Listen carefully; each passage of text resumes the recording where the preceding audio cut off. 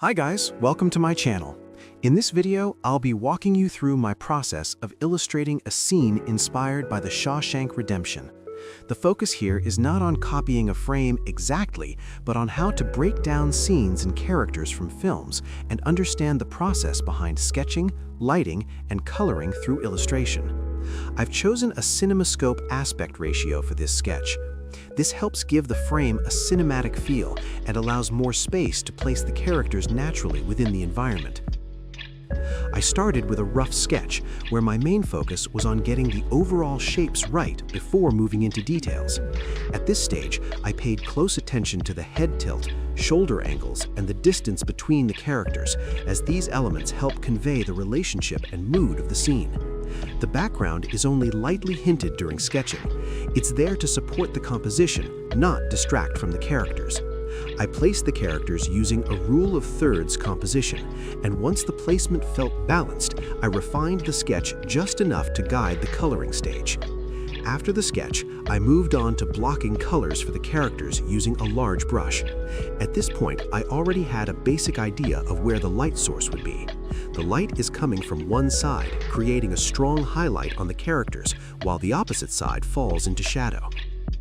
You might notice that Andy is already colored early in the video. That's actually due to a recording mistake. I'll be recoloring him properly later, but the overall idea remains the same. For Morgan, I chose slightly darker reddish tones, while for Andy, I went with lighter reddish tones.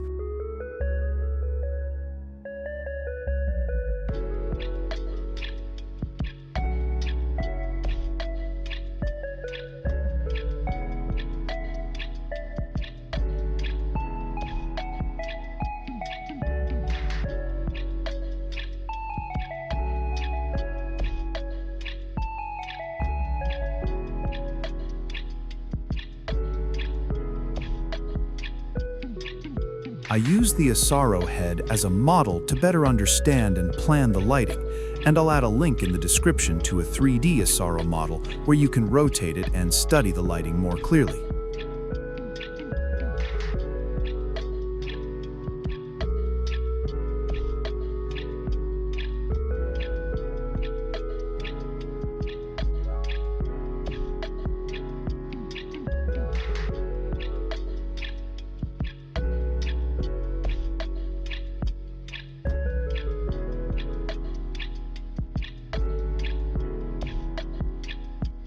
For the darker values, like the shirt folds where the light rarely hits, I used a color close to black, but with a slight bluish hue. You can see this on the color grid in the top right of the Photoshop window.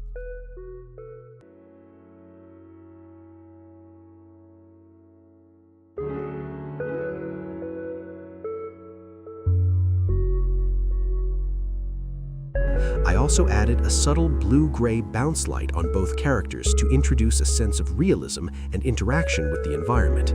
The strong side light helps define the form, while a soft bounce light on the opposite side prevents the shadows from becoming too flat.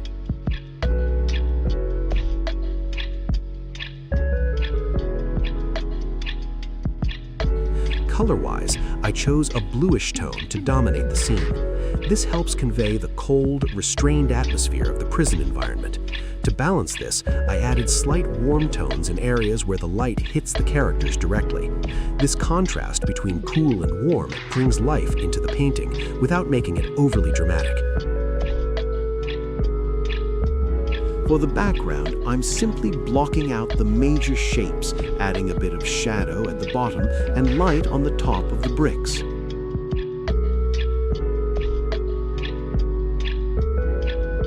For the building in the background, I've used a lighter value to suggest distance and kept the shadows soft and simplified just to hint at the details.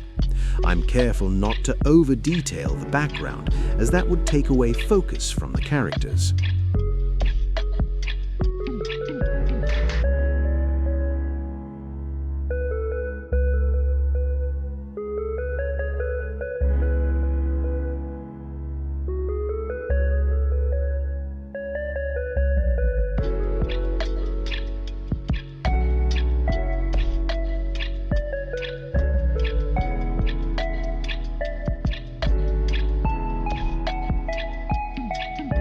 adding a few human characters in the background to better understand the scale and depth of the environment. They help anchor the space and give a sense of how large the setting is, and later I'll blur them out so they support the scene without pulling focus away from the main characters.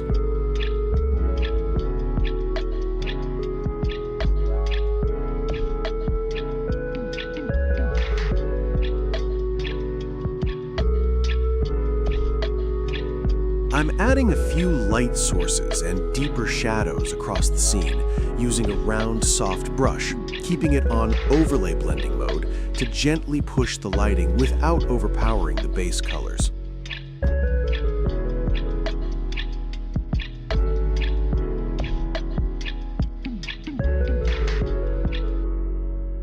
To stylize the illustration, I avoided overblending. Instead, I kept a few visible brush strokes on the characters to give a rough, painterly feel.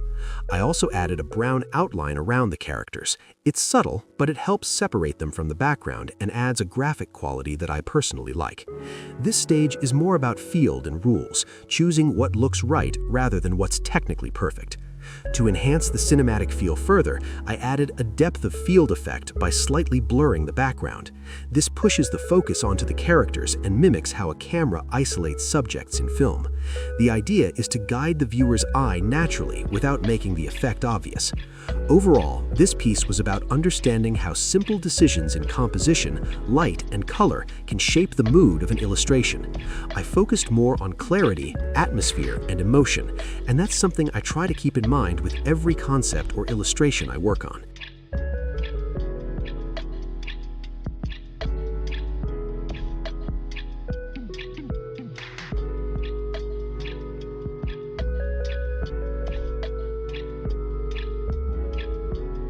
Thanks for watching, and I'll be sharing more process-based videos like this on the channel.